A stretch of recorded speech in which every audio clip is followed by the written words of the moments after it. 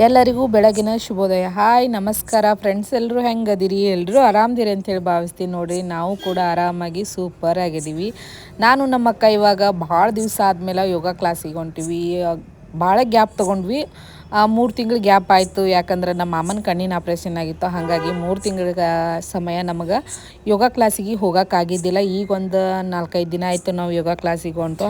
ಹೌದು, ಯೋಗ ಕ್ಲಾಸಿಗೆ ಹೋಗಲಕ್ಕ, ಬಟ್ ಇಷ್ಟ್ಯಾಕೆ ರೆಡಿಯಾಗಿ ಹೊಂಟ್ರಿ ಅಂತ ನೀವು ಅನ್ಕೋಬೋದು. ಯಾಕಂದ್ರೆ ನಮ್ಮ ಯೋಗ ಕ್ಲಾಸಿಂದು ಆ್ಯನಿವರ್ಸರಿ ಐತ್ರಿ. ಬರೀ ನಾವು ಅಷ್ಟೇ ವೆಡ್ಡಿಂಗ್ ಆ್ಯನಿವರ್ಸರಿ ಆಚರಿಸ್ಕೊಳ್ದೇನ್ರಿ, ಹಂಗೆ ನಮ್ಮ ಯೋಗ ಕ್ಲಾಸದು ಕೂಡ ವೆಡ್ಡಿಂಗ್ ಆ್ಯನಿವರ್ಸರಿನ ಆಚರಿಸ್ತಾ ಇದ್ದಾರೆ ರೀ. ಈಗ ನಮ್ಮ ಯೋಗ ಕ್ಲಾಸಿಗೆ 19 ವರ್ಷ ತುಂಬೈತಿ. 19 ವರ್ಷದಿಂದ ನಮ್ಮ ಯೋಗ ಕ್ಲಾಸ ನಡ್ಕೊತ ಹೊಂಟೈತೆ ಅನ್ನೋದು ಒಂಥರ ಹೆಮ್ಮೆ ವಿಷಯ, ಖುಷಿ ವಿಷಯ.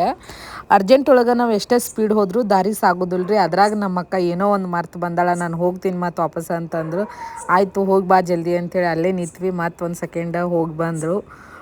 ಮತ್ತೀಗ ನಮ್ಮ ಜರ್ನಿನ ಸ್ಟಾರ್ಟ್ ಮಾಡೀವಿ ನೋಡ್ರಿ. ಮತ್ತು ಹೊಂಟಿವಿ, ಅಗದಿ ಸ್ಪೀಡ್ ಹೊಂಟಿವಿ. ಯಾಕಂದ್ರೆ ಸ್ವಲ್ಪ ಮನ್ಯಾಗ ಡಬ್ಬಿ ಅದು ಮಾಡಿಟ್ಟು ಬಂದ್ವಿ ಹುಡುಗರಿಗೆ. ಯಾಕಂದ್ರೆ ಬರೋದು ಫಂಕ್ಷನ್ ಮುಗಿಸ್ಕೊಂಬರೋದು ಲೇಟ್ ಆಗ್ತೈತಿ ಅಂಥೇಳಿ ಹುಡುಗರಿಗೆ ಟಿಫಿನ್ ಡಬ್ಬಿ ಅದು ಮಾಡಿ ಎಲ್ಲ ಬ್ಯಾಗ್ ಅದು ರೆಡಿ ಮಾಡಿ ಇಟ್ಟು ಹೊಂಟಿವಿ ನೋಡ್ರಿ. ಅಂಥದ್ರಾಗ ಹೋಗಾಗ ಇಲ್ಲಿ ಆಕಳುಗಳು ದಾರಿ ಬಿಡಾಕತ್ತಿದ್ದಿಲ್ಲ.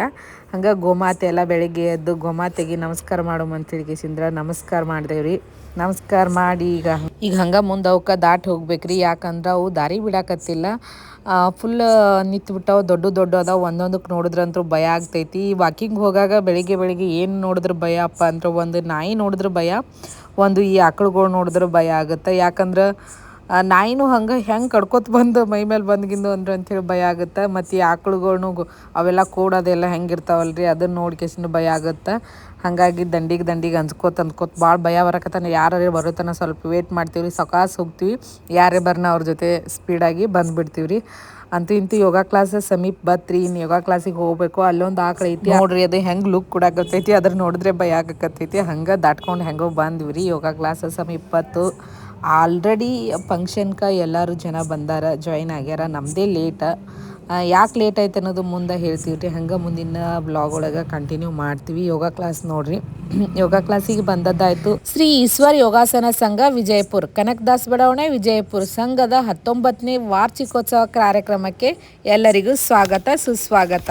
ನಾವು ಹೋಗೋದ್ರಾಗ ನೋಡ್ರಿ ಎಲ್ಲ ಗಣ್ಯರು ವೇದಿಕೆ ಮೇಲೆ ಆಸೀನರಾಗಿದ್ದರು. ಯಾಕಂದ್ರೆ ನಾವು ಹೋಗೋದು ಲೇಟ್ ಆಗಿತ್ತು ನೋಡ್ರಿ. ಹಾಗಾಗಿ ಎಲ್ಲರೂ ಬಂದು ಕೂತಿದ್ರು. ಈ ಕಾರ್ಯಕ್ರಮದ ಅಧ್ಯಕ್ಷತೆಯನ್ನು ಶ್ರೀ BS ಚಿಕ್ಕಣ್ಣ ಸರ್ ವಹಿಸ್ಕೊಂಡಿದ್ರು. ಇವರು ವೃತ್ತಿಯಲ್ಲಿ ವಕೀಲರು ಇದ್ದಾರೆ ನೋಡ್ರಿ. ನಾವು ಹೆಣ್ಮಕ್ಳೆಲ್ಲ ಇಳ್ಕಲ್ ಸೀರೆ ಒಳಗೆ ಮಿನ್ಸಾಕತ್ತೀವಿ, ಚಂದ ಅನ್ಸಾಕತ್ತವ. ಇಳ್ಕಲ್ ಸೀರೆ ನಮ್ದು ಉತ್ತರ ಕರ್ನಾಟಕದ ಒಂದು ಸ್ಪೆಷಲ್ ಅಂತಲೇ ಹೇಳ್ಬೋದು.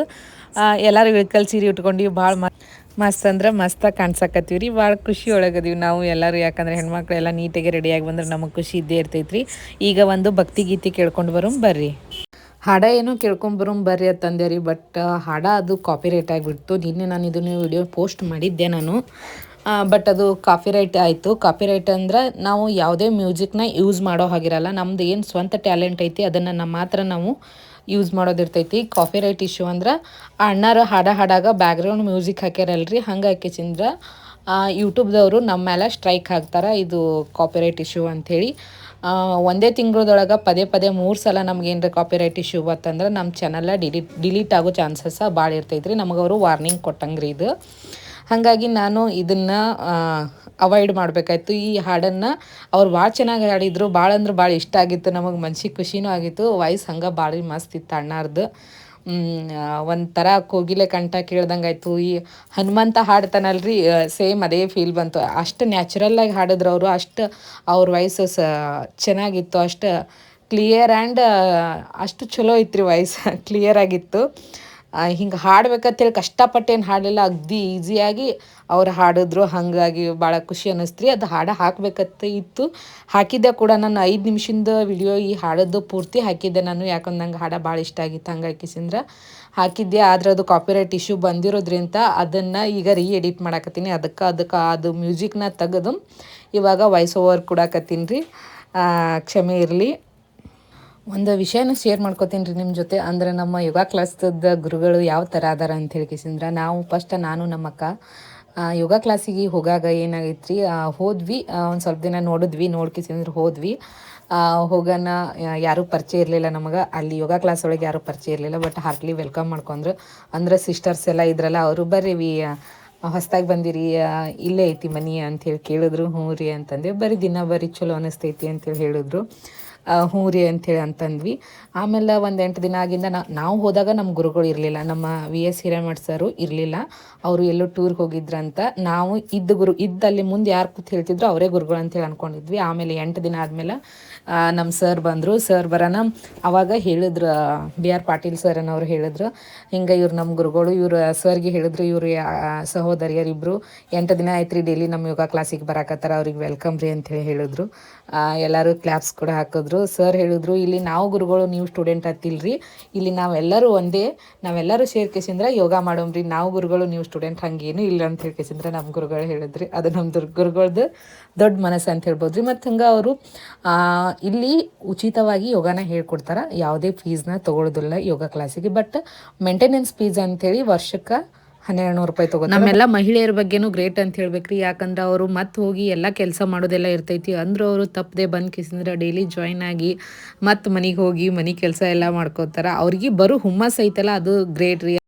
Thank you so much sir. ಹಂಗೆ ಸರಿಗಮಪಕ್ಕೆ ಪಾರ್ಟಿಸಿಪೇಟ್ ಮಾಡಿ 3rd ರೌಂಡ್ ತನಕ ಹೋಗಿ ಬಂದೆ ರೀ. ರಿಜೆಕ್ಟ್ ಆಯಿತು ಅಂತಂದ್ರಿ. ಮರಳಿ ಎತ್ತವ ಮಾಡು, ಹೊಳ್ಳಿ ಪ್ರಯತ್ನ ಮಾಡಿರಿ. ನಮ್ಮ ಹಿರಿಯರು ಹೇಳ್ತಾರಲ್ಲ, 10 ಕಲ್ಲೊಳಗೆ 1 ಕಲ್ಲರೇ ಬಡ್ದೈತೆ ಅಂಥೇಳಿ.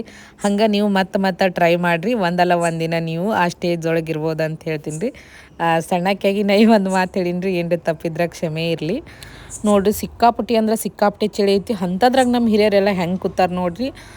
ಹೇಳ್ಬೇಕಂದ್ರೆ ಅವ್ರ ಮುಂದೆ ಏನೂ ಅಲ್ಲ. ಅವ್ರು ಅಷ್ಟು ಗ್ರೇಟ್ ಅಂದ್ರೆ ಅಷ್ಟು ಗ್ರೇಟ್. ಅವ್ರಿಗೆಲ್ಲರಿಗೂ ಒಂದು ದೊಡ್ಡ ನಮಸ್ಕಾರ, ಒಂದು ದೊಡ್ಡ ಸಲ್ಯೂಟ್ ಅಂತ ಹೇಳಬೇಕು. ಯಾಕಂದ್ರೆ ಅವರಿಗೆ ನಿಮಗೆ ಕಾಣ್ಸಕತ್ತಾರಲ್ಲ, ಅವ್ರು ಫುಲ್ ಆ್ಯಕ್ಟಿವ್ ಅಂದರೆ ಆ್ಯಕ್ಟಿವ್ ಅದಾರ. ನಾವೇನೂ ಅಲ್ಲ. ಅವ್ರ ಏಜ್ ಹೇಳ್ಬೇಕಂದ್ರೆ ಆಲ್ಮೋಸ್ಟ್ ರಿಟೈರ್ಡ್ ಆದವರು ಆಗಕತ್ತವರು ಅದರಲ್ಲಿ, ಆಗಿ ಭಾಳ ದಿನ ಆದವರು ಅದಾರ. ಸಿಕ್ಕಾಪಟ್ಟೆ ಜನ ವಯಸ್ಸಾದವ್ರು ಅದಾರ. ನಮ್ಮ ಗುರುಗಳು ಅದಾರಲ್ರಿ VS ಹಿರೇಮಠ್ ಸರ್, ಅವ್ರ ಬಗ್ಗೆ ಹೇಳ್ಬೇಕಂದ್ರೆ ಅವ್ರದ್ದು ಈ 1 ವರ್ಷದ ಹಿಂದೆ ಓಪನ್ ಹಾರ್ಟ್ ಸರ್ಜರಿ ಅಂತೇಳಿ ಆಗಿತ್ತು. ಅವರು ಓಪನ್ ಹಾರ್ಟ್ ಸರ್ಜರಿ ಆದಾಗ ಈ ಕೆಲವೊಂದು ರೂಲ್ಸ್ಗಳಿರ್ತಾವೆ, ಹಂಗೆ ಮಾಡಿಬಿಡ್ರಿ, ಹಿಂಗೆ ಮಾಡಿಬಿಡ್ರಿ, ಅಲ್ಲಿ ಹೋಗ್ಬೇಡ್ರಿ, ಇಲ್ಲಿ ಹೋಗ್ಬೇಡ್ರಿ. ಅವರು ಜಸ್ಟ್ ಒಂದು 7-8 ತಿಂಗಳದಾಗ ರಿಕವರ್ ಹಾಕಿಸಿಂದ್ರೆ ಯೋಗ ಕ್ಲಾಸಿಗೆ ಬಂದಾರ. ಯೋಗ ಕ್ಲಾಸ್ ಹೇಳ್ಕೊಡಕತ್ತಾರ. ಮತ್ತು ಅದು ಅಲ್ಲದೆ ಯೋಗ ಕ್ಲಾಸ್ ಮಾಡಾಗ ಅವರು ವಾರ್ಮಪ್ ಎಕ್ಸಸೈಸ್ ಮಾಡಾಗ ಪರ್ಸ್ನಲಿ ನನಗನ್ಸಿದ್ದು, ವಾರ್ಮಪ್ ಎಕ್ಸಸೈಸ್ ಮಾಡಾಗ ಇಷ್ಟಂತ್ರ ಹಾರ್ತಿರ್ತಾರೆ ಅವರು. ನಮಗೂ ಅಷ್ಟು ಅಂತ್ರ ಹಾರೋಕ್ಕಾಗಲ್ಲ. ಅಂದ್ರೆ ಅದು ವಾರ್ಮಪ್ ಎಕ್ಸಸೈಸ್ ಮಾಡಾಗ ನಮಗೂ ಅಷ್ಟೇ ಅಂತ್ರ ಹಾರೋಕ್ಕಾಗಲ್ಲ. ನಮಗೊಂಥರ ಖುಷಿ ಅನ್ನಿಸ್ತೈತಿ. ಇಷ್ಟು ಓಪನ್ ಹಾರ್ಟ್ ಸರ್ಜರಿ ಆಗಿ ಇಷ್ಟು ಆ್ಯಕ್ಟಿವ್ ಅದಾರ ಈ ವಯಸ್ಸೊಳಗೆ ಅಂತಂದ್ರೆ ಅದಕ್ಕೆ ಏನು ಕಾರಣಪ್ಪ ಅಂತಂದ್ರೆ ಮೇನ್ ಯೋಗ ಮಾಡಿದ್ದ ಅಂತ ಹೇಳ್ಕಿಸಿಂದ್ರೆ ಹೇಳ್ಬೋದು ರೀ. ಮತ್ತು ಕೌಂಟ್ಗಿ ಸರ್ ಅಂತೇಳಿ ಈಚೆ ಕಡೆ ದಂಡಿಗೆ ಏನು ಕೂತಾರೆ ನೋಡಿ ಮೇಡಮರ ಬಾಜು, ಅವರು ಕೌಂಟ್ಗಿ ಸರ್ ಅಂತೇಳಿ. ಅವ್ರದ್ದು ಇವಾಗ ಒಂದು 75 ವರ್ಷ ಹೇಳ್ಬೇಕಂದ್ರೆ, ಅವ್ರದ್ದು ಇವಾಗ ಒಂದು 75-80 ವರ್ಷನೇ ಇರ್ಬೋದು. ಅವರು ಮನೆ ಕಟ್ಟಾಗ ಬಿದ್ದು ಕಾಲದು ಎಲ್ಲ ಮುರಿದಿತ್ತತ್ತ. ಹಾಸ್ಪಿಟ್ಲಿಗೆ ಅಡ್ಮಿಟ್ ಆಗಿದ್ರಂತ. ಅಡ್ಮಿಟ್ ಆದಾಗ ಎಲ್ಲರೂ ಹೇಳೋರಂತ, ಇವ್ರೇನು ಬದುಕೋದು ಡೌಟ, ಸೊಂಟ ಹೋಗೈತಿ, ಕಾಲು ಹೋಗೈತಿ, ಹಿಂಗೆ ಇವ್ರೇನು ಬದುಕ್ತಾರ ಅಂಥೇಳಿ ಈ ಥರ ಎಲ್ಲ ಜನ ಮಾತಾಡ್ತಿದ್ರತ್ರಿ. ಆದರೂ ಅವರು ಫುಲ್ ರಿಕವರ್ ಹಾಕಿಸಿಂದು ಇವತ್ತು ಯೋಗ ಕ್ಲಾಸಿಗೆ ಬಂದು ಎಲ್ಲರಿಗೂ ಯೋಗ ಹೇಳ್ಕೊಡ್ತಾರೆ ಅಂತಂದ್ರೆ ಅದಕ್ಕೆ ಮೇನ್ ಕಾರಣ ಅವರು ಮೊದಲಿನಿಂದ ಯೋಗ ಮಾಡ್ಕೊಂಡು ಬಂದಿದ್ದು ಮೇನ್ ಕಾರಣ ರೀ. ಅವ್ರು ಯಾವಾಗಲೂ ಯೋಗ ಮಾಡ್ಕೊಂಬಂದಾರ ಅಂಥೇಳಿ ಅವ್ರಿಗೆ ಅದನ್ನು ಯಾವ ಥರ ರಿಕವರ್ ಮಾಡ್ಕೋಬೇಕು ಅನ್ನೋದು ಗೊತ್ತಿತ್ತು ರೀ. ಈಗ ಒಂದು ಪ್ರಾರ್ಥನಾ ಗೀತೆ ಇದೆ, ಕೇಳಿ. ಲಕುಮಿಕರ ಶ್ರೀ ಗಣನಾಥ ಸಿಂಧೂರವರ್ಣ, ಶ್ರೀ ಗಣನಾಥ ಸಿಂಧೂರವರ್ಣ, ಕರುಣ ಸಾಗರ ಕರಿವದನ. ತುಂಬ ಚೆನ್ನಾಗಿ ಹಾಡಿದ್ರು. ಹಂಗೆ ಈ ಯೋಗ ಕ್ಲಾಸಿನ ಬಗ್ಗೆ ಇನ್ನೂ ತುಂಬ ವಿಷಯಗಳು ನಿಮ್ಮ ಜೊತೆ ಶೇರ್ ಮಾಡ್ಕೋಬೇಕು, ಮುಂದೆ ಹೇಳ್ತೀನಿ ಬರ್ರಿ. ವಿಜಯಪುರ ಈ ಸಂಘದ 19ನೇ ವಾರ್ಷಿಕೋತ್ಸವ ಕಾರ್ಯಕ್ರಮಕ್ಕೆ ಆಗಮಿಸಿದ ಎಲ್ಲರಿಗೂ ಮೊದಲನೇದಾಗಿ ಸ್ವಾಗತವನ್ನು ಕೋರುತ್ತೇನೆ. ಈಗ ಮೊದಲನೇದಾಗಿ ಹೇಳಬೇಕಂದ್ರೆ, ಈ ಸಂಘದ ಅಧ್ಯಕ್ಷರಾದ ಹಿರಿಯ ವಕೀಲರಾದ ಶ್ರೀ BS ಚಿಕ್ಕಣ್ಣ ಅವರಿಗೆ ವೇದಿಕೆಯ ಮೇಲೆ ಹೃತ್ಪೂರ್ವಕವಾದ ಸ್ವಾಗತವನ್ನು ಬಯಸುತ್ತೇನೆ. ಇವರ ಬಗ್ಗೆ ಹೇಳಬೇಕೆಂದರೆ, ಇವರು ನಿರಂತರವಾಗಿ ಸತತವಾಗಿ 18 ವರ್ಷಗಳವರೆಗೆ ಪ್ರತಿದಿನವೂ ತಪ್ಪದೆ 5 ಗಂಟೆಗೆ ಪ್ರಾಮಾಣಿಕವಾಗಿ ಯೋಗ ಕಾರ್ಯಕ್ರಮ ನಡೆಸಿಕೊಂಡು ಬರ್ತಾರೆ. ಇವರು ಇಷ್ಟು ನಿಯಮಬದ್ಧವಾಗಿ ಹೇಳ್ತಾರೆ ಅಂತ ಹೇಳಿದ್ರೆ, ನಾವು ಬರೋದ್ರಷ್ಟಿಗೆ ಎಲ್ಲ ಮ್ಯಾಟ್ ಗೀಟ್ ಹಾಸಿ ನಮ್ಗೆ ರೆಡಿ ಮಾಡಿ ನಡು ಯೋಗ ಮಾಡೋ ಮುಂದೆ ಯಾರು ಅಡ್ಡ ಮಾತಾಡೋದು ಪ್ಲೀಸ್ ಸೈಲೆನ್ಸ್ ಅಂತ ಅದನ್ನ ಮತ್ತೆ ಕವರ್ ಮಾಡಿಕೊಂಡು ಯೋಗಾಭ್ಯಾಸವನ್ನು ಅತ್ಯಂತ ನಿಯಮಬದ್ಧವಾಗಿ ನಡೆಸ್ಕೊಂಡು ಹೋಗ್ತಾರೆ. ಇವರ ಬಗ್ಗೆ ಹೇಳಲು ನನಗೆ ಭಾಳ ಹೆಮ್ಮೆ ಅನಿಸ್ತದೆ. ಇವರು ವಯಸ್ಸಿಗೂ ಮೀರಿ ಯೋಗವನ್ನು ಮಾಡೋದು ನೋಡಿ ನಮಗೆ ಒಂದು ಏನೋ ಒಂಥರ ನಮ್ಮ ವಯಸ್ಸಿನ ಎನ್ಕರೇಜ್ ಬರ್ತದಂತ ಇವ್ರ ಬಗ್ಗೆ ಹೇಳಲು ನನಗೆ ಹೆಮ್ಮೆ ಅನಿಸುತ್ತದೆ. ಇನ್ನು ಎರಡನೇದಾಗಿ ಹೇಳ್ಬೇಕಂದ್ರೆ, ಮುಖ್ಯ ಅತಿಥಿಗಳಾದ್ರೆ ಶ್ರೀ ಪ್ರೇಮಾನಂದ್ ಬಿರಾದರ್ ಇವರು ಈ ವಾರ್ಡಿನ ಮಹಾನಗರ ಪಾಲಿಕೆ ಸದಸ್ಯರು ಎಲ್ಲ ಜನರ ಮನದಲ್ಲಿ ಅಚ್ಚುಮೆಚ್ಚುವಿಸುವ ಜೊತೆಗೆ ಎಲ್ಲರ ಮೆಚ್ಚುಗೆಯೇ ಪಾತ್ರರಾಗಿದ್ದಾರೆ. ಇವರು ಈ ವಾರ್ಡಿನಲ್ಲಿ ಯಾರಿಗಾದರೂ ಏನಾದರೂ ಸಮಸ್ಯೆ ಆಗಿದೆ ಅಂತ ಹೇಳಿದ್ರೆ ಇಮಿಡಿಯೇಟ್ ಆಗಿ ಬಂದು ಅದನ್ನು ಪರಿಹಾರ ಮಾಡ್ತಾರೆ. ಇವರಿಗೆ ಒಂದೇ ಮಾತಿನಲ್ಲಿ ಹೇಳ್ಬೇಕಾದ್ರೆ ಆಪತ್ ಬಾಂಧವ ಎಂದರೂ ತಪ್ಪಾಗಲ್ಲ ಅಂತ ನನಗೆ ಅನಿಸ್ತದೆ. ಇವರಿಗೂ ಕೂಡ ವೇದಿಕೆಗೆ ನಾನು ಹೃತ್ಪೂರ್ವಕ ಸ್ವಾಗತವನ್ನು ಬಯಸುತ್ತೇನೆ. ಇನ್ನು ಮೂರನೇದಾಗಿ ಅತಿಥಿ ಉಪನ್ಯಾಸಕರಾದ ಶ್ರೀ ಡಾಕ್ಟರ್ ಮಲ್ಲಮ್ಮ ಎಚ್ ಬಿರಾದರ್. ಇವರು ಮೂಲತಃ ಬಸವನಬಾಡೆ ತಾಲೂಕಿನ ಮಲಗಾಣ ಗ್ರಾಮದವರು. ಇವರು ಪ್ರತಿಷ್ಠಿತ BLD ಆಯುರ್ವೇದ ಮಹಾವಿದ್ಯಾಲಯದಲ್ಲಿ ಆಸ್ಪತ್ರೆ ಸಂಶೋಧನಾ ಕೇಂದ್ರದಲ್ಲಿ 2012ರಿಂದ ಸೇವೆ ಸಲ್ಲಿಸುತ್ತಾ ಬಂದಿದ್ದಾರೆ. ಇವರು ಉತ್ತಮ ಆರೋಗ್ಯಕ್ಕಾಗಿ ಯೋಗ, ಆಹಾರ, ಆಯುರ್ವೇದ ಕುರಿತು ಉಪನ್ಯಾಸ ನೀಡಲಿದ್ದಾರೆ. ಇವರ ಒಂದು ಹಿತನುಡಿಗಳನ್ನು ಕೇಳಿ ನಾವು ಎಲ್ಲರಿಗೂ ಸ್ವಾಗತವನ್ನು ಕೋರ್ತಾ ಇದ್ದಾರೆ. ಇಲ್ಲಿರುವಂಥ ಎಲ್ಲ ಜನರು ಸಜ್ಜನರ ಸಂಘ ಮಾಡಿದರೆ ಹೆಜ್ಜೆನು ಸವಿದಂತೆ ಅಂತ ನಮ್ಮ ಹಿರಿಯರು ಹೇಳ್ಯಾರಿ. ಅಂದರೆ ಸಜ್ಜನರ ಸಂಘ ಮಾಡಿದ್ರೆ ಹೆಜ್ಜೆನು ಸವಿದಂತೆ ಅಷ್ಟು ಒಳ್ಳೇದಿರ್ತೈತೆ ಅಂತ ಅದರ ಅರ್ಥ ರೀ. ಈಗ ಸಸಿಗಳಿಗೆ ನೀರು ಬಿಡುವಂಥ ಕಾರ್ಯಕ್ರಮನ ಅದ್ಧೂರಿಯಾಗಿ ನೆರವೇರಿಸಲಾಯಿತು. ಹಸಿರೇ ನಮ್ಮ ಉಸಿರು, ಕಾಡನ್ನು ಬೆಳೆಸಿ ನಾಡನ್ನು ಉಳಿಸಿ ಅಂತ ಹೇಳ್ತಾ ಹಂಗ ಮುಂದಿನ ಕಾರ್ಯಕ್ರಮನ ಸ್ಟಾರ್ಟ್ ಮಾಡಮು ಬರ್ರಿ.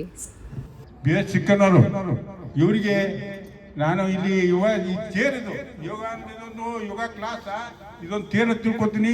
ಇಲ್ಲಿವರೆಗೆ ಅವ್ರಿಗೆ ಯಾವುದೇ ನನಗೆ ವಿಚಿತ್ರ ಅನಿಸ್ತದ. ಅವರು ವಕೀಲ ವೃತ್ತಿ ಮಾಡ್ತಾರೆ, ಯೋಗದಾಗ ಹೆಂಗೆ ಅಷ್ಟು ಮನಸ್ಸು ಬಂತು ನನಗೆ ಅದೇ ವಿಚಿತ್ರ ಆಗಿದೆ. ನಮ್ಮಲ್ಲಿ ವಕೀಲರು ಯಾರು ಬರ್ತದಿಲ್ಲ, ಬರೀ ಡಾಕ್ಟರು, ಉಳಿದವರು ಇಂಜಿನಿಯರ್ಸು, ಇಂಥವ್ರು ಬರೋರು. ಇಲ್ಲಿ ವಕೀಲರು ಬಂದು ವಕೀಲರ ಸಂಖ್ಯೆನೂ ಜಾಸ್ತಿ ಇದೆ ಅಂತ ಅದು ಒಂದು ಆನಂದ ನನಗೆ. ಇಲ್ಲಿ ಭಾಳಷ್ಟು ಮಂದಿ ವಕೀಲರು ಇದಾರೆ, ನಮ್ದು ಅರ್ಧ ಮಂದಿ ವಕೀಲರು ಕಾಣ್ತಿರ್ತಾರೆ ಕಂಡಾಗ. ಅವ್ರಿಗೆ ಧನ್ಯವಾದ ಸಲ್ಲಿಸ್ತಾ ಅವ್ರಿಗೊಂದು ನೆನಪಿನ ಕಾಣಿಕೆ.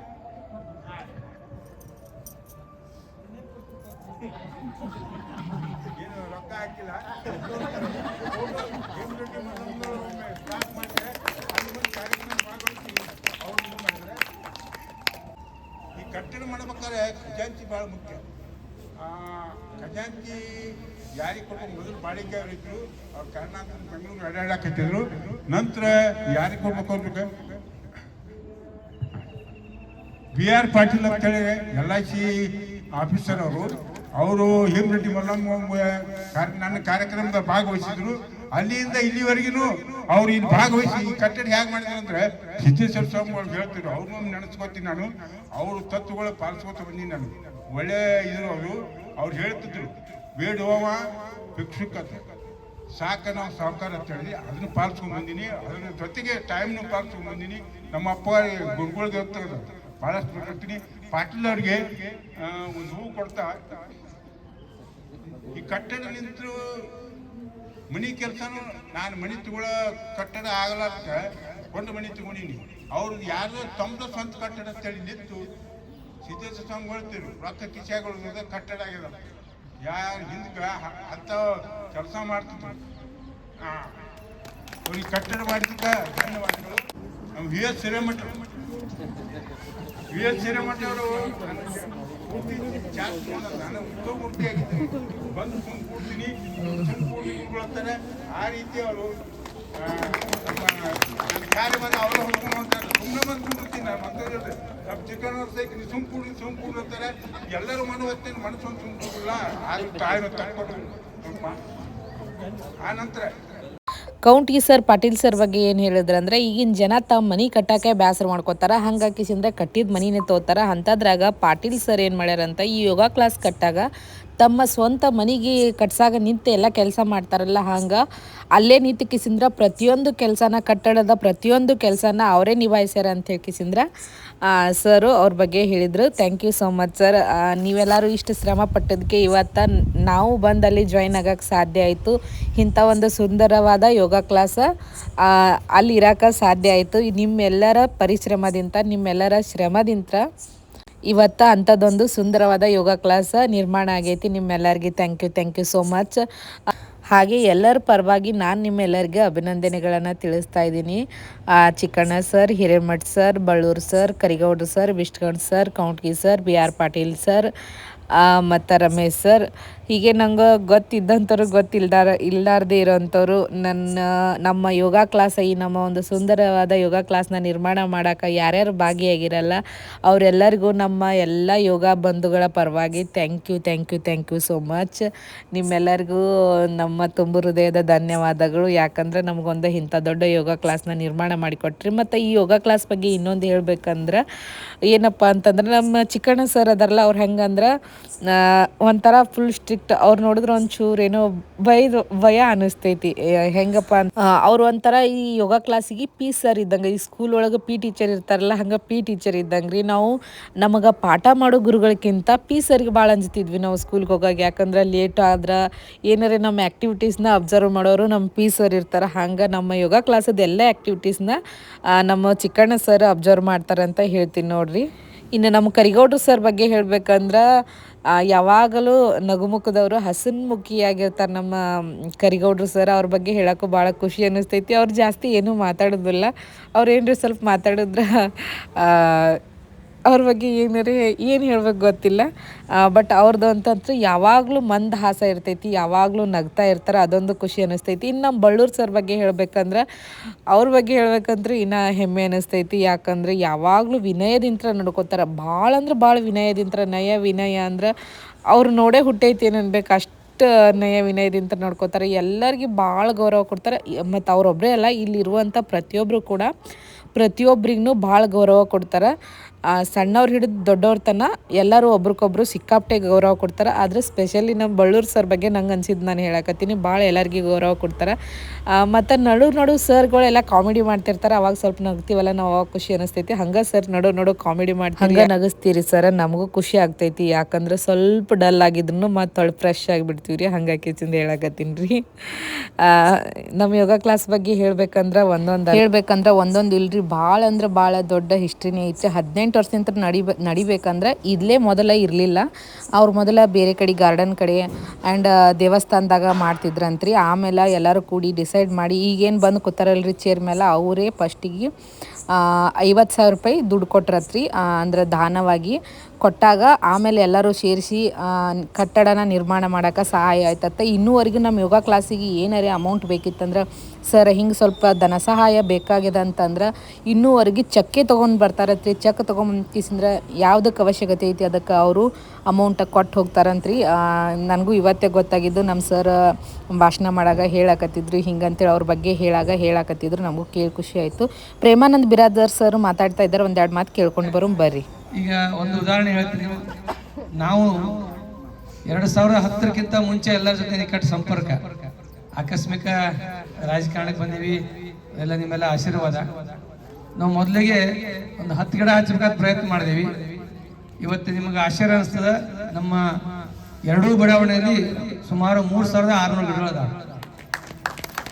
ಇದ್ರ ತಾತ್ಪರ್ಯ ಯಾಕೆ ಹೇಳ್ತಾ ಇದ್ದೀವಿ ಅಂದ್ರೆ, ಇದ್ರ ಬಗ್ಗೆ ಹೆಚ್ಚು ಯಾಕೆ ಒತ್ತು ಕೊಡ್ತಾ ಇದ್ದೇವೆ ನಾವು ಅಂದ್ರೆ, ಕೆಲವೊಬ್ರು ಅಂದ್ರೆ ಗಿಡಗಳು ಹಚ್ತಾರ್ರಿ, ಫೋಟೋ ಫೇಸ್ಬುಕ್ನಾಗ ಬಿಡ್ತಾರೆ, ಆಮೇಲೆ ಪೇಪರ್ನಾಗ ಬರ್ತಾವ, ಮುಗಿತೀವಿ ಮುಂದೆ ಗಿಡ ಒಣಗಿ ಹೋಗ್ಬಿಡ್ತಾವ ಅಂತ ಸಾಕಷ್ಟು ಕಡೆ ಕೇಳಿ ನಾವು. ಆದ್ರೆ ನಾವೊಂದು ದೊಡ್ಡ ಸಂಕಲ್ಪ ಮಾಡಿದೀವಿ. 4 ಜನ ಕೂಡ್ಕೊಂಡು ನಾವು 10 ಗಿಡ ಹಚ್ಚೋಣ, ಅದನ್ನ ಸದೃಢವಾಗಿ ಬೆಳೆಸೋಣ. 3 ವರ್ಷಗಟ್ಟಲೆ ಬೆಳೆಸಿ ಗಿಡಗಳನ್ನ ಅಗತಿ ಮಾಡಿಸಿ ನೀರು ಹಾಕಿ ಸಹಕಾರ ಮಾಡೋಣ ಅಂತ ಒಂದು ಪ್ರಯತ್ನ ಮಾಡಿದ್ವಿ. ಆ ಪ್ರಯತ್ನದ ಫಲವಾಗಿ ಸಾಕಷ್ಟು ಕಡೆ ಗಿಡಗಳು ಇವತ್ತು ಹೆಮ್ಮರವಾಗಿ ಬೆಳೆದಾವ. ನೋಡ್ರಿ ಸರ್ ಗಿಡ ಹಚ್ಬೇಕಂದ್ರೆ ಅವರ ಅನುಭವ ಹೇಗಿತ್ತು, ಅವರ ನಿಂದನೆಗಳು ಹೇಗಿದ್ವು, ಹಿಂದೆ ಮಂದಿ ಜನ ಹೇಗೆ ಮಾತಾಡ್ತಿದ್ರು ಅಂತ ಹೇಳ್ಕಿಸಿದ್ರೆ ತಮ್ಮ ಅನುಭವನ ಹಂಚಿಕೊಂಡ್ರೆ thank you so much sir. ಹಾಗೆ ನಮ್ಮ ಕಾರ್ಯಕ್ರಮಕ್ಕೆ ಬಂದಿದ್ದಕ್ಕೆ ಥ್ಯಾಂಕ್ ಯು ಸೋ ಮಚ್. ಹಂಗೆ ಇನ್ನೊಬ್ರು ಮುಖ್ಯ ಅತಿಥಿಗಳು ಬಂದಾರ, ಅವರು ಮಾತಾಡ್ತಾರೆ, ಕೇಳಂಬರ್ರಿ. ಆಡಿಟ್ ಮಾಡೋದ್ರ ಸಲುವಾಗಿ ಬಟ್ ಒಂದು ಅಪ್ರಿಷಿಯೇಟ್ ಏನು ಮಾಡಪ್ಪ ಅಂದ್ರೆ, ಇವ್ರು ಪಾಟೀಲ್ ಸರ್ ಎಷ್ಟು ಬುಕ್ಸ್ನ ನೀಟಾಗಿ ಇಟ್ಟಿದ್ರು. ನಾವು ಕಂಪ್ಯೂಟರೈಸ್ ಮಾಡಿದ್ರು ಅಟ್ ನೀಟ್ ಇರಲಿಲ್ಲ, ಅವ್ರು ಎಷ್ಟು ಚೆನ್ನಾಗಿ ಮೇಂಟೈನ್ ಮಾಡಿದ್ದಾರೆ. ನಾ ಈ ಸಂಘಕ್ಕೆ ಒಳ್ಳೇದಾಗಲಿ, ಶುಭ ಕೋರಲಿ ಅಂತ ಆಶಿಸ್ತಾ ನಾನು.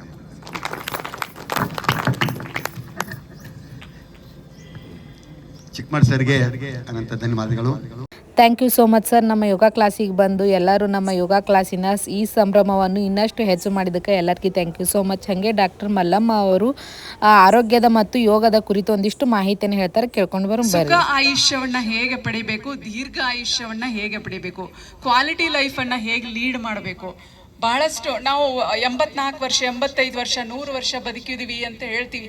ಆದರೆ ಯಾವುದೋ ಒಂದು ರೋಗದಿಂದ ಬಹಳಷ್ಟು ಆಸ್ಪತ್ರೆಗೆ ನಾವು ಅಲಿದಾಡಿ ಬದುಕುವುದು ಅಥವಾ ಬೆಡ್ ಇಡನ್ ಆಗಿ ಬದುಕ್ತಕ್ಕಂಥದ್ದು ಅದು ಒಂದು ಕ್ವಾಲಿಟಿ ಲೈಫ್ ಅಂತ ನಾವು ಹೇಳೋದಿಲ್ಲ, ಅದು ದುಃಖಾಯು ಅಂತ ಹೇಳ್ತೀವಿ. ಆಯುರ್ವೇದದಲ್ಲಿ ಎಕ್ಸ್ಪ್ಲೇನ್ ಮಾಡ್ತಾರೆ ಆಯುಷ್ಯದ ಬಗ್ಗೆ, ಸುಖಾಯು, ದುಃಖಾಯು, ಹಿತಾಯು ಮತ್ತು ದೀರ್ಘಾಯು ಅಂತ. ಇಲ್ಲೇ ನಾವು ದೀರ್ಘಾಯುಷ್ಯವನ್ನು ಪಡಿಬೇಕಾದ್ರೆ ಮತ್ತು ಹಿತಾಯುವನ್ನು ಪಡಿಬೇಕಾದ್ರೆ, ಸುಖ ಆಯುಷ್ಯವನ್ನು ಪಡಿಬೇಕಾದ್ರೆ ನಮ್ಮ ಜೀವನ ಕ್ರಮ ಹೇಗಿರಬೇಕು, ಅವರು ಬಹಳಷ್ಟು ವಿಷಯಗಳನ್ನು ಒತ್ತು ಕೊಟ್ಟು ಹೇಳಿದ್ದಾರೆ. ಅದರಲ್ಲಿ ಮುಖ್ಯವಾಗಿ 3 ವಿಷಯಗಳು ಏನೇನು: ಆಹಾರ ಮತ್ತು ನಿದ್ರಾ ಮತ್ತು ಬ್ರಹ್ಮಚರ್ಯ ಬಗ್ಗೆ ನಾನು ಮಾತನಾಡಕ್ಕೆ ಹೋಗೋದಿಲ್ಲ. ಆಹಾರ ಹೇಗಿರಬೇಕು, ನಿದ್ರೆ ಹೇಗಿರಬೇಕು. ಪ್ರಪ್ರಥಮವಾಗಿ ಆಹಾರ ಮತ್ತು ನಿದ್ರಾ ಬ್ರಹ್ಮಚರ್ಯ 3 ನಮ್ಮ ಜೀವನದ ಮಹಾಸ್ತಂಭಗಳು, ತ್ರಿವಿಧ ಸ್ತಂಭಗಳು, 3 ಪಿಲ್ಲರ್ಸ್ ಅಂತ ಹೇಳ್ತಾರೆ ಅವರು. ಈ 3 ಕ್ರಮಗಳು ಸರಿಯಾಗಿದ್ರೆ ಖಂಡಿತ ನಾವು ಸುಖ ಆಯುಷ್ಯವನ್ನು ಮತ್ತು ದೀರ್ಘಾಯುಷ್ಯವನ್ನು ನಾವು ಪಡೆಯೋದಕ್ಕೆ ಸಾಧ್ಯ. ಇವತ್ತು ನಾವು ನೋಡ್ತೀವಿ, ನಾವು ದಿನನಿತ್ಯದಲ್ಲಿ ನಮ್ಮ ಸನ್ನಿವೇಶಗಳು ಹೇಗೆ ಆಗ್ತಾ ಇದೆ ಅಂತಂದರೆ, ಅವಾಗೆಲ್ಲ ನಮ್ಮ ಅಜ್ಜ ಅವರೆಲ್ಲರೂ ವಯೋಸಹಜ ಕಾಯಿಲೆಯಿಂದ ಬಳಲಿ ಸಾಯ್ತಾ ಇದ್ರು. ಆದರೆ ಇವತ್ತು ನಾವು ಸಣ್ಣ ಮಕ್ಕಳನ್ನು ಆಸ್ಪತ್ರೆಗೆ ಕರ್ಕೊಂಡು ಹೋಗುವಂಥ ಪ್ರಸಂಗ ಬರ್ತಾ ಇದೆ. ಕಾರಣ ಏನು ಅಂತಂದರೆ ನಮ್ಮ ತಪ್ಪಾದಂಥ ಜೀವನ ಶೈಲಿ, ತಪ್ಪಾದಂಥ ಆಹಾರ ಪದ್ಧತಿ. ಆದರೆ ನಮ್ಮ ಆಯುರ್ವೇದದಲ್ಲಿ ಭಾಳ ವಿಶಿಷ್ಟವಾಗಿರ್ತಕ್ಕಂಥ ಭಾರತೀಯ ಆಹಾರ ಪದ್ಧತಿಯನ್ನು ಎಕ್ಸ್ಪ್ಲೈನ್ ಮಾಡಿದ್ದಾರೆ, ವಿಚಾರವನ್ನು ಮಂಡಿಸಿದ್ದಾರೆ. ನಮ್ಮ ಹಿರಿಯರೆಲ್ಲರೂ ಅದನ್ನೇ ಪಾಲನೆ ಮಾಡ್ತಾ ಇದ್ರು. ಆದರೆ ನಾವು ಇವತ್ತು ಅದನ್ನು ಬಿಟ್ಟಿದ್ದೀವಿ. ಪಾಶ್ಚಿಮಾತ್ಯ ಆಹಾರ ಪದ್ಧತಿಗೆ ನಾವು ಸ್ವಲ್ಪ ಮಾರು ಹೋಗಿದ್ದೀವಿ. ಯಾಕೆ ಅಂತಂದರೆ ನಮ್ಮ ಒತ್ತಡದ ಜೀವನ, ನಾವೆಲ್ಲರೂ ವರ್ಕಿಂಗ್ ವುಮನ್ ಆಗಿದ್ದೀವಿ. ಮತ್ತು ನಾವು ನ್ಯೂಕ್ಲಿಯರ್ ಫ್ಯಾಮಿಲಿ, ವಸುದೈವ ಕುಟುಂಬಕಂ ಅಂತ ಹೇಳ್ತಾ ಇದ್ರು ಹಿಂದ್ಗಡೆ. ಎಲ್ಲರೂ ಕೂಡು ಜೀವನ ಇತ್ತು, ಕೌಟುಂಬಿಕ ಜೀವನ ಬಹಳ ಸುಂದರವಾಗಿತ್ತು. ಆದರೆ ನಾವು ಇವತ್ತು ಪ್ರತ್ಯೇಕವಾಗಿ ಬದುಕ್ತಾ ಇರೋದ್ರಿಂದ ಮಾರುಕಟ್ಟೆ ಮೇಲೆ ಸಿಗ್ತಕ್ಕಂಥ ಆಹಾರಗಳ ಮೇಲೆ, ಒಂದು ಸಂಸ್ಕರಿಸಿದ ಆಹಾರದ ಮೇಲೆ ಬಹಳಷ್ಟು ನಾವು ಅವಲಂಬನೆ ಆಗಿರೋದ್ರಿಂದ ನಮ್ಮ ಆಹಾರ ಪದ್ಧತಿ ಇವತ್ತು ಸರಿಯಾಗಿಲ್ಲ. ಅದಕ್ಕಾಗಿ ನಾವು ಬಹಳಷ್ಟು ವಿಕಾರಗಳು ಬರ್ತಾ ಇವೆ. ಅದಕ್ಕಾಗಿ ನಾವು ರೋಗಯುಕ್ತ ಮಕ್ಕಳನ್ನೇ ಹೆರಿತಾ ಇದ್ದೀವಿ. ಇಂದಿನ ಮಕ್ಕಳು ಮುಂದಿನ ನಾಗರಿಕರು ಅಂತ ನಾವೇನು ಹೇಳ್ತೀವಿ. ಆದರೆ ಮುಂದಿನ ನಾಗರಿಕರು ಆರೋಗ್ಯಯುತ ಮಕ್ಕಳನ್ನು ನಾವು ಕೊಡ್ತಾ ಇಲ್ಲ. ನಾವು ರೋಗಯುಕ್ತ ಮಕ್ಕಳನ್ನೇ ನಾವು ನಮ್ಮ ದೇಶಕ್ಕೆ ಕೊಡ್ತಾ ಇದ್ದೀವಿ. ಇದು ಬಹಳ ದುರದೃಷ್ಟಕರವಾದಂತಹ ವಿಚಾರ ಅಂತಲೇ ಹೇಳ್ಬೋದು. ಮುಖ್ಯವಾಗಿ ನಮ್ಮ ಆಹಾರದ ಬಗ್ಗೆ ನಮ್ಮ ಆಯುರ್ವೇದದಲ್ಲಿ ಯಾವ ವಿಚಾರಗಳನ್ನು ಹೇಳಿದ್ದಾರೆ ಅಂತಂದರೆ, ಎಂಥ ಆಹಾರವನ್ನು ಸೇವನೆ ಮಾಡಬೇಕು ಮತ್ತು ಹೇಗೆ ಆಹಾರವನ್ನು ಸೇವನೆ ಮಾಡಬೇಕು, ಯಾವ ಥರ ನಮ್ಮ ಊಟದ ಪದ್ಧತಿ ಇರಬೇಕು ಮತ್ತು ಎಷ್ಟು ತಿನ್ನಬೇಕು, ಊಟ ಮಾಡುವಾಗ ನಾವು ಏನನ್ನು ಫಾಲೋ ಮಾಡಬೇಕು, ಏನನ್ನು ಫಾಲೋ ಮಾಡಬಾರ್ದು, ಮತ್ತು ಆಹಾರವನ್ನು ತಯಾರಿಸುವಾಗ ನಾವು ತಾಯಂದಿರು ಕೆಲವೊಂದು ಬಹಳಷ್ಟಾದಂಥ ತಪ್ಪುಗಳನ್ನು ಮಾಡ್ತಾ ಇರ್ತೀವಿ. ಅದನ್ನು ಬಿಟ್ಟು ನಮ್ಮ ಪೂರ್ವಜರು ಹೇಗೆ ಆಹಾರವನ್ನು ಸಂಸ್ಕರಿಸ್ತಿದ್ರು, ಹೇಗೆ ಆಹಾರ ಪಾಕ ಪದ್ಧತಿಯನ್ನು ಅವರು ಫಾಲೋ ಮಾಡ್ತಾ ಇದ್ರು, ಅದನ್ನು ಮಾಡೋದ್ರಿಂದ ಖಂಡಿತ ನಾವು ಸುಖಾಯು ಮತ್ತು ದೀರ್ಘಾಯುಷ್ಯವನ್ನು ಪಡಿಬಹುದು ಅಂತ ನಾನು ಹೇಳ್ತಿದ್ದೀನಿ. ಮುಖ್ಯವಾಗಿ ನಮ್ಮ ಆಯುರ್ವೇದದ ಮೂಲ ಸಿದ್ಧಾಂತ ಸ್ವಸ್ಥಸ್ಯ ಸ್ವಾಸ್ಥ್ಯ ರಕ್ಷಣ ಮಾತುರಶ್ಯ ವಿಕಾರ ಪ್ರಶಮನಂ ಅಂತ ಹೇಳ್ತೀವಿ. ಅಂದರೆ ನಮ್ಮ ಆಯುರ್ವೇದ ಇದು ಆಧುನಿಕ ಪದ್ಧತಿಯಾಗಿ ಅಲೋಪತಿಯ ಹಾಗೆ ರೋಗ ಬಂದಾಗ ಟ್ರೀಟ್ಮೆಂಟ್ ಕೊಡೋದಲ್ಲ. ಇದು ಸ್ವಸ್ಥನಲ್ಲಿ ಸ್ವಾಸ್ಥ್ಯವನ್ನು ಹೇಗೆ ರಕ್ಷಣೆ ಮಾಡಬೇಕು. ಈಗ ಒಬ್ಬ ಮನುಷ್ಯ ಆರೋಗ್ಯಯುತವಾಗಿರ್ತಾನೆ, ಆ ಆರೋಗ್ಯಯುತ ವ್ಯಕ್ತಿಯಲ್ಲಿ ಇನ್ನಷ್ಟು ಆರೋಗ್ಯವನ್ನು ನಾವು ಹೇಗೆ ಬಲಪಡಿಸಬೇಕು, ಅದಕ್ಕಾಗಿ ನಾವು ಯಾವ್ಯಾವ ಜೀವನ ಶೈಲಿಯನ್ನು ನಾವು ಅಳವಡಿಸ್ಕೋಬೇಕು ಅಂತ ಅನ್ನೋದು ಆಯುರ್ವೇದ ಕಲಿಸುತ್ತೆ. ಯಾವ ಒಂದು ವೈದ್ಯಕೀಯ ಶಾಸ್ತ್ರನೂ ಇದನ್ನು ಹೇಳಿಕೊಡೋದಿಲ್ಲ. ಬಟ್ ಆಯುರ್ವೇದದಲ್ಲಿ ಸ್ವಸ್ಥಸ್ಯ ಸ್ವಾಸ್ಥ್ಯ ರಕ್ಷಣಂ ಒಂದು ಉದ್ದೇಶ ಆದರೆ, ಒಂದು ಮುಖವಾದರೆ ಇನ್ನೊಂದು ಮುಖ ಆತುರಶ್ಯ ವಿಕಾರ ಪ್ರಶಮನಂ. ಆತುರ ಅಂತಂದರೆ ರೋಗಿಯಲ್ಲಿ ಬಂದಿರತಕ್ಕಂಥ ವಿಕಾರಗಳನ್ನು ಶಮನ ಮಾಡ್ತಕ್ಕಂಥ ಪರಿಹಾರಗಳನ್ನು ಕೂಡ ಮತ್ತೊಂದು ಮಗ್ಗುಲಲ್ಲಿ ಅದು ವಿವರಣೆಯನ್ನು ಮಾಡ್ತದೆ. ಆಗಲೇ ಹೇಳಿದಾಗೆ ನಾವು ಆಹಾರ ಅಂತ ಹೇಳಿದ್ವಿ. ಎಷ್ಟು ಥರದ ಆಹಾರ ಇದೆ? 3 ಥರದ ಆಹಾರ ಇದೆ. ಒಂದು ಸಾತ್ವಿಕ ಆಹಾರ, ರಾಜಸಿಕ ಆಹಾರ ಮತ್ತು ತಾಮಸಿಕ ಆಹಾರ. ನೀವೆಲ್ಲರೂ ಇಲ್ಲಿರೋರನ್ನ ನೋಡಿದರೆ ನೀವೆಲ್ಲರೂ ನಿಮ್ಮ ಜನ್ರೇಷನ್ನವರು ಸಾತ್ವಿಕ ಆಹಾರವನ್ನು ನೀವು ಫಾಲೋ ಮಾಡ್ತಾ ಇದ್ದೀರಾ. ಆದರೆ ಇವತ್ತಿನ ಮಕ್ಕಳು ನಾವು ರಾಜಸಿಕ ಮತ್ತು ತಾಮಸಿಕ ಆಹಾರಕ್ಕೆ ಬಲಿಯಾಗ್ತಾ ಇದ್ದೀವಿ. ಸಾತ್ವಿಕ ಆಹಾರ ಅಂತಂದಾಗ ಮಾನಸಿಕ ಮತ್ತು ನಮ್ಮ ಒಂದು ಶಾರೀರಿಕ ಸ್ವಾಸ್ಥ್ಯವನ್ನು ಕಾಪಾಡುವಂತಹ ಪರಿಪೂರ್ಣ ಆಹಾರ, ಅಲ್ಲಿ ಷಡ್ರಸಯುಕ್ತವಾಗಿರ್ತಕ್ಕಂಥ ಆಹಾರ.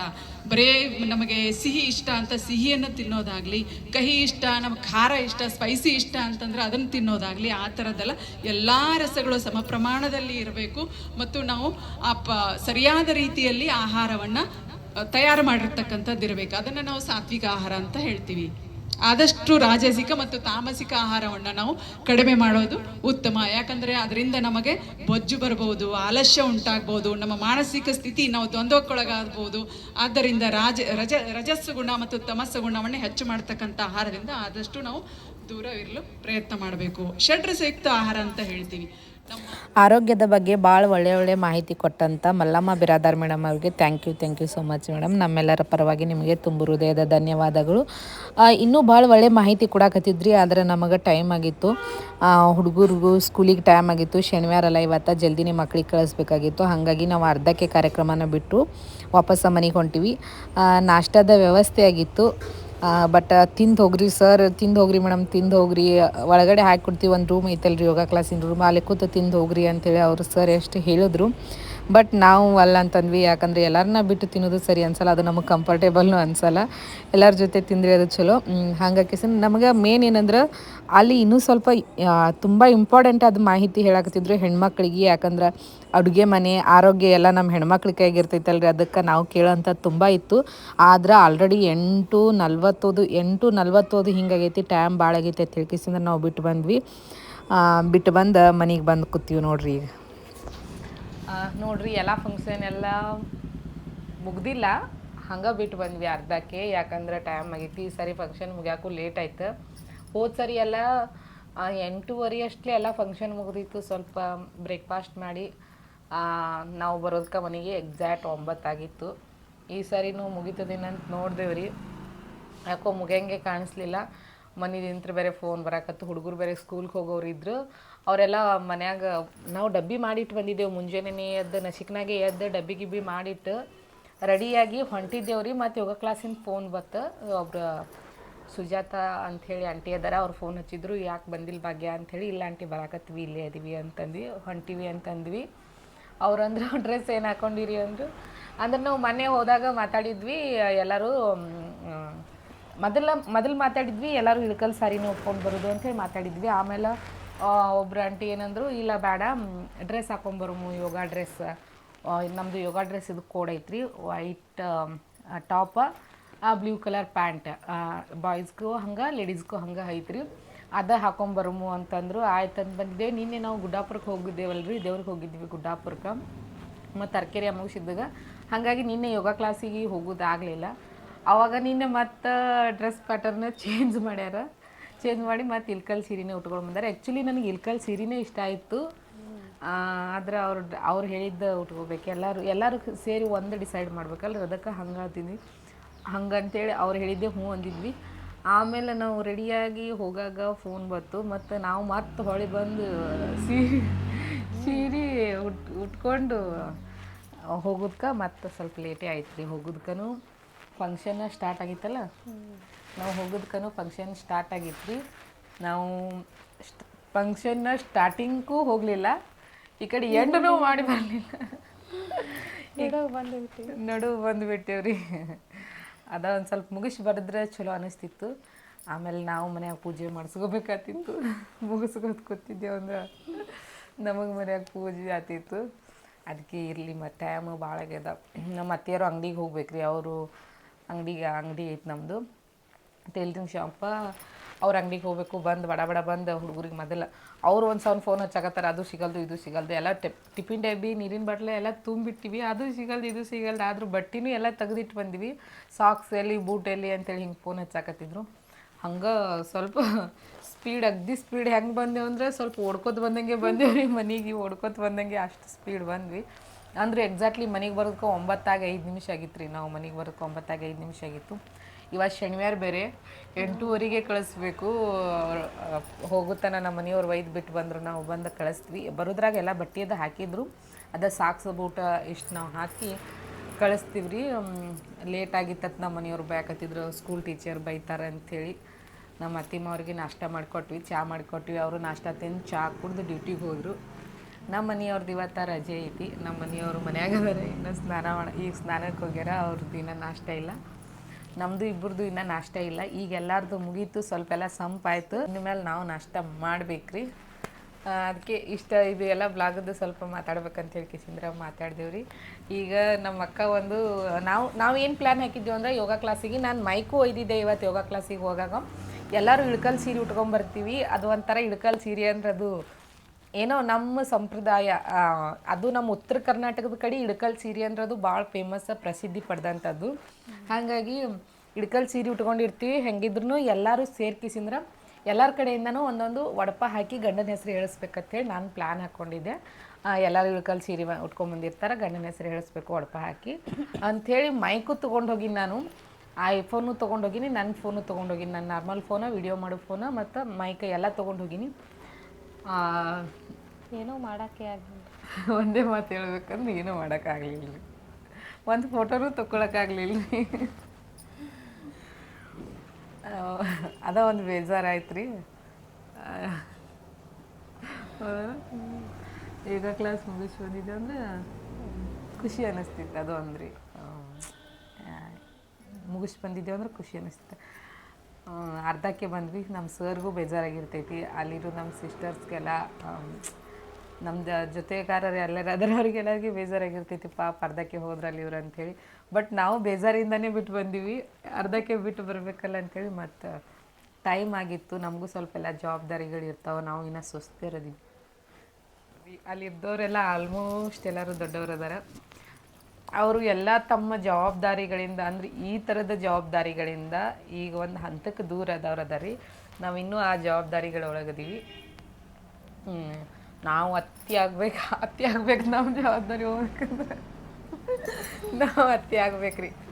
ಅವಾಗ ಜವಾಬ್ದಾರಿ ಸ್ವಲ್ಪ ಕಡಿಮೆ ಆಯಿತು. ಅಲ್ಲಿ ತನಕ ಜವಾಬ್ದಾರಿ ಭಾಳ ಇರ್ತಾವೆ ರೀ. ಮತ್ತು ಇನ್ನೂ ಹುಡುಗರು ಸಣ್ಣ ಅದಾವಲ್ಲ ರೀ, ಹಾಗಾಗಿ ಸ್ಕೂಲ್ದು ಅದು ಪ್ರಾಬ್ಲಮ್ ಆಗ್ಬೇಕಂತೇಳಿ ಜಲ್ದಿ ಬಂದ್ವಿ. ಈ ಥರ ಎಲ್ಲ ಪ್ಲ್ಯಾನ್ ಇಟ್ಕೊಂಡಿದ್ದೆ ನಾನು. ಒಂದೆಲ್ಲ ಗ್ರೂಪ್ ಫೋಟೋ ಅಂತೂ ತೊಗೊಂಡಿರ್ತೀವಿ. ಈಗ ಅವ್ರು ತೊಗೊಂಡಿರ್ತಾರೆ, ಅದ್ರಾಗ ನಾವ ಮಿಸ್ಸಿಂಗ್. ಇಷ್ಟು ರೆಡಿಯಾಗಿ ಹೋಗಿಸಿಂದ್ರೆ ಆದರೂ ಇರಲಿ, ಟೈಮ್ ಎಲ್ಲ ಥರ ಒಂದೇ ಥರ ಇರಲ್ಲ. ನೆಕ್ಸ್ಟ್ ಟೈಮ್ ಸರ್ ಜಲ್ದಿ ಮುಗಿಸ್ರಿ ಪ್ರೋಗ್ರಾಮ್, ಜಲ್ದಿ ಸ್ಟಾರ್ಟ್ ಮಾಡಿರಿ, ಬೇಕಂದ್ರೆ ಜಲ್ದಿ ಮುಗಿಸ್ರಿ. ಸಾರಿ ಸುಮ್ಮಂದೆ ರೀ. ಅದೆಲ್ಲ ಏನೇನು ಹೇಳಬೇಕು ಮಾಡಬೇಕು ಎಲ್ಲ ನಿಮಗೆ ಗೊತ್ತಿರ್ತೈತಿ ರೀ. ತಮಾಷೆಗೆ ಅಂದಿರಿ. ಇಲ್ಲಿ ತನಕ ನನ್ನ ಪೂರ್ತಿ ವಿಡಿಯೋ ನೋಡಿದ್ದಕ್ಕೆ ಎಲ್ಲರಿಗೂ ಥ್ಯಾಂಕ್ ಯು ಸೋ ಮಚ್ ರೀ. ಹಿಂಗೆ ವಿಡಿಯೋ ನೋಡಿರಿ, ಸಪೋರ್ಟ್ ಮಾಡಿರಿ. ನಂಗೆ ಡೈಲಿ ವಿಡಿಯೋ ಮಾಡೋಕ್ಕಾಗಲ್ಲ ಬ್ಲಾಗ್, ಯಾಕಂದ್ರೆ ಮನ್ಯಾಗ ಸಿಕ್ಕಾಪಟ್ಟಿ ಕೆಲಸ ಇರ್ತಾವೆ. ಮತ್ತೀಗ ನಿಮ್ಗೆಲ್ಲರಿಗೂ ಗೊತ್ತಿದ್ದಂಗೆ ನಾನು ಸೀರೆ ಬಿಸ್ನೆಸ್ ಸ್ಟಾರ್ಟ್ ಮಾಡೀನಿ. ಹಾಗಾಗಿ phone call, messages, online business ಮಾಡಿ ನಾನು. Online business almost phone calls, message ಎಲ್ಲ ಬಿಜಿ ಇರುತ್ತೆ. ಯಾಕಂದ್ರೆ ನಾನು ಆನ್ಲೈನ್ ಜಾಸ್ತಿ ಮಾಡ್ತೀನಿ. ಆಫ್ಲೈನು ಐತಿ, ಯಾರೇ ತೊಗೊಳೋರಿದ್ರೆ ಬಂದು ದಯವಿಟ್ಟು ತೊಗೋಬೋದು, ಒಂದು ಸಲ ಬಂದು ನೋಡ್ಬೋದು. ಬಂದು ನೋಡೋರಿದ್ರೆ ಯಾರೇ ನೋಡಿರಿ. ನಮ್ಮ ಮನೆ ಮೊದಲು ಅಂಗಡಿ ಒಳಗಿಟ್ಟಿದ್ದೆ, ಅಂಗಡಿಗೆ ನನಗೆ ಪದೇ ಹೋಗೋದಾಗಲ್ಲಾಯಿತು. ಯಾಕಂದ್ರೆ ಆರ್ಡರ್ಸ್ ಬಂದಾಗ ಒಮ್ಮೆಲ್ಲ ಅವರು ಈ ಸೀರೆದೊಂದು ಫೋಟೋ ತೆಗೆದು ಕಳಿಸ್ರಿ ಹೀಗೆಲ್ಲ ಹೇಳೋರು. ಪದೇ ನನಗೆ ಅಂಗಡಿಗೆ ಹೋಗೋದು ಕಷ್ಟ ಆಗತ್ತು. ಹಾಗಾಗಿ ಇಲ್ಲೇ ಮನೆಯಾಗ ತಂದು ಕಿಸಿಂದ್ರೆ ಇಟ್ಟಿನಿ. ಸಣ್ಣದಾಗಿ ಬಿಸ್ನೆಸ್ ಸ್ಟಾರ್ಟ್ ಮಾಡೀನಿ. ನಿಮ್ಮೆಲ್ಲರ ಪ್ರೀತಿ ಆಶೀರ್ವಾದಿಂದ ನನ್ನ ಬಿಸ್ನೆಸ್ ದೊಡ್ಡದಾಗಲಿ ಅಂಥೇಳಿ ಆಶೀರ್ವಾದ ಮಾಡಿರಿ. ಮತ್ತು ನಿಮ್ಗೆಲ್ಲರಿಗೂ ಗೊತ್ತೈತಿ, ನಾವು ಶಾರ್ಟ್ ವಿಡಿಯೋ ಮಾಡ್ತೀವಿ, ಕಾಮಿಡಿ ವಿಡಿಯೋಸ್, ವಡಪ ಹೇಳೋದು, ಒಂದು ಸಮಾಜಕ್ಕೆ ಒಂದು ಒಳ್ಳೆಯ ಸಂದೇಶ ಕೊಡುವಂಥ ವಿಡಿಯೋಗಳನ್ನ ನಾವು ಮಾಡ್ತೀವಿ. ಸಮಾಜಕ್ಕೆ ಒಂದು ಒಳ್ಳೆಯ ಸಂದೇಶ ಕೊಡೋದನ್ನೂ ಇರಬೇಕು, ಮತ್ತು ಎಲ್ಲರೂ ಜನ ನಕ್ಕೋತೂ ಇರಬೇಕು. ನಮ್ಮ ಸಂಸ್ಕೃತಿನೇ ಉಳ್ಕೊಂಡು ಹೋಗ್ಬೇಕು ಅಂಥೇಳಿ ವಡಪ ಹೇಳ್ತೀವಿ ರೀ, ಕಾಮಿಡಿ ಮಾಡ್ತೀವಿ, ಸಮಾಜಕ್ಕೆ ಒಂದು ಸಂದೇಶನೂ ಕೊಡ್ತೀವಿ. ಬಟ್ ನನಗೆ ಸ್ಪೆಷಲಾಗಿ ಜನ ಗುರ್ತಿಸೋದಂದ್ರೆ, ನೀವು ವಡಪ ಹೇಳ್ತೀರಲ್ರಿ, ಇನ್ನು ಭಾಳ ಚಂದ ಹೇಳ್ತೀರಿ ಅಂತ ಹೇಳ್ತಾರೆ. ನಿಮ್ಮ ಕಾಮಿಡಿ, ಗಂಡ ಹೆಂಡತಿ ಕಾಮಿಡಿ ಭಾಳ ಸೂಪರಾಗಿರ್ತಾವೆ ರೀ. ಒಳ್ಳೆಯ ಸಂದೇಶ ಒಳ್ಳೆಯ ಸಂದೇಶ ಇರುವಂಥವು ಇರ್ತಾವೆ, ಎಲ್ಲರೂ ಕೂತು ನೋಡೋಂಥವು ಇರ್ತಾವೆ. ನೀವು ಮಾಡೋ ವಿಡಿಯೋಗಳು ಯಾವ ಅಸಹ್ಯ ಇರಲ್ರಿ ಅಂಥೇಳಿ ಎಲ್ಲಿ ಹೋದಲ್ಲೆಲ್ಲ ನಮಗೆ ಜನ ಮೀಟಾಗಿ ಭೇಟಿಯಾಗಿ ಹೇಳ್ತಾರಲ್ರಿ, ಅದು ನಮಗೆ ಭಾಳ ಅಂದ್ರೆ ಭಾಳ ಖುಷಿ ಕೊಡ್ತೈತಿ. ಯಾಕಂದ್ರೆ ನಾವು ಒಂದು ಒಳ್ಳೆ ರೀತಿಯಿಂದ ಫೇಮಸ್ ಆಗ್ಬೋದು, ಒಂದು ಕೆಟ್ಟ ರೀತಿಯಿಂದ ಫೇಮಸ್ ಆಗ್ಬೋದು. ಕೆಟ್ಟ ರೀತಿಯಿಂದ ನಮ್ಮ ತನನ ನಾವು ಕಳ್ಕೊಂಡು ಫೇಮಸ್ ಆಗೋದ್ರಾಗ ಏನೂ ಅರ್ಥನೇ ಇಲ್ಲರಿ. ನಮ್ಮ ತನನ ನಾವು ಇಟ್ಕೊಂಡು ನಾವು ಒಂದು ಫೇಮಸ್ ಆದ್ರೆ ಅದು ನಮಗೂ ಖುಷಿ ಇರ್ತೈತಿ, ನಮ್ಮ ಸುತ್ತಮುತ್ತ ಇರೋರಿಗೂ ಖುಷಿ ಇರ್ತೈತೆ ಅಂತ ನನ್ನ ಅಭಿಪ್ರಾಯ ರೀ. ಈಗ ನಮ್ಮ ಅಕ್ಕ ಒಂದು ಉತ್ತರ ಕರ್ನಾಟಕದ ವಡಪ ಹೇಳ್ತಾಳೆ, ಕೇಳ್ರಿ. ಹೇಳಿ ಆಮೇಲೆ ಹೇಳೋಣ. ಆಮೇಲೆ ಹೇಳೋದು ಈಗ ಒಂದ್ಸಲ ಹೇಳಿ, ಎಲ್ಲರೂ ಕೇಳಿ. ಆಮೇಲೆ ಹೇಳೋಣ, ಆಮೇಲೆ ಈಗ ಹೇಳಿ. ಯಾವುದದ? ಹಾಂ ನಿನ್ನೆ ಹೇಳಿದ್ನಲ್ಲ, ಅದು ಹೇಳಿ. ನಿನ್ನೆ ಬರೆದು ಕೊಟ್ಟಿದ್ನಲ್ಲ, ನೆನಪೈತಿಲ್ಲ? ಆಕಾಶದಲ್ಲಿ ಕಾಣುವುದು ಚುಕ್ಕಿ, ಭೂಮಿ ಮೇಲೆ ಹಾರಾಡುವುದು ಅಕ್ಕಿ, ಶ್ರೀಧರ್ ಅವರು ನನಗೆ ಸಿಕ್ಕಿದ್ದು ನಾ ತುಂಬ ಲಕ್ಕಿ. ನೀವೊಂದು ಹೇಳು. ನಾ ಏನು ದಿನ ಹೇಳ್ತೀನಿ ಬಿಡು. ಹೇಳು. ಇರಲ್ಲ ಕೇಳ, ನಾ ಹೇಳ್ತೀನಿ ರಗಡ ಸರಿ. ನನ್ನ ಜೋಡಿ ಒಂದು ಹೇಳ್ತೀವಿ. ನಿಮ್ಮ ಜೊತೆ ಒಂದು ಹೇಳ ಹೊಸದು ಹೇಳ್ಬೇಕನ? ಹೊಸದೇ ಹೇಳ್ಬೇಕು ಮತ್ತೆ ಹೇಳಿದ್ದೆ ಹೇಳ್ತೇನೆ ಹೇಳು. ಆಯ್ತು. ಅಶೋಕನ ವನದಲ್ಲಿ ಮುತ್ತು ಬಿತ್ತಿ ಬರುವಾಗ ಅನಸೂಯೆಗೆ ಬಿದ್ದಿದ್ದು ಒಂದು ಕನಸು. ಅಶೋಕನ ವನದಲ್ಲಿ ಮುತ್ತು ಬಿತ್ತಿ ಬರುವಾಗ ಅನಸೂಯೆಗೆ ಬಿದ್ದಿದ್ದು ಒಂದು ಕನಸು. ಎಲ್ಲೇ ಇರಲಿ ನಮ್ಮವರು ಸುಖವಾಗಿ ಇರಲಿ ಅಂತೈತಿ ನನ್ನ ಮನಸ್ಸು. ಅಮರ್ ಮಮರಿ. ಇಲ್ಲಿ ತನಕ ನಮ್ಮ ವಿಡಿಯೋ ನೋಡಿದ್ದಕ್ಕೆ ಥ್ಯಾಂಕ್ ಯು ಸೋ ಮಚ್ ರೀ. ಇದು ಇವತ್ತಿನ ನಮ್ಮ ಬ್ಲಾಗ್ ಆಗೈತಿ, ಯೂಟ್ಯೂಬ್ ಬ್ಲಾಗ್. ಡೈಲಿ ಮಾಡ್ಬೇಕು ಅನ್ನೋದು ನನಗೂ ಆಸೆ, ಬಟ್ ಆಗಾಕತ್ತಿಲ್ಲ. ಯಾಕೋ ಗೊತ್ತಿಲ್ಲ, ಒಟ್ಟು ಆಗಾಕತ್ತಿಲ್ಲ. ಬಿಜಿ ಇರ್ತಾಳ್ರಿ ಅದಕ್ಕೆ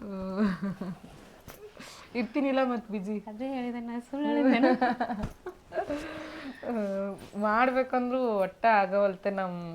ಏನು ಮಾಡ್ಬೇಕು, ಯೂಟ್ಯೂಬ್ ಎಷ್ಟು ಕಷ್ಟಪಟ್ಟು ಮಾನಿಟೈಸೇಷನ್ ಆನ್ ಮಾಡ್ಕೊಂಡಿನಿ ರೀ. ಮಾನಿಟೈಸೇಷನ್ ಆನ್ ಆಗೈತಿ. ಮಾನಿಟೈಸೇಷನ್ ಏನ್ರಿ ಏನಂದ್ರೆ, ಇನ್ನು ಮುಂದೆ ನಾನು ಏನು ವಿಡಿಯೋ ಮಾಡಿ ಹಾಕ್ತೀನಿ ಅವು ಎಷ್ಟು ವ್ಯೂಸ್ ಬರ್ತಾವೆ ಅದ್ರ ತಕ್ಕಂಗೆ ಡಾಲರ್ ಬರ್ತಾವೆ ರೀ. ನಮ್ಗೆ USD ಡಾಲರ್ ಬರ್ತಿರ್ತಾವೆ.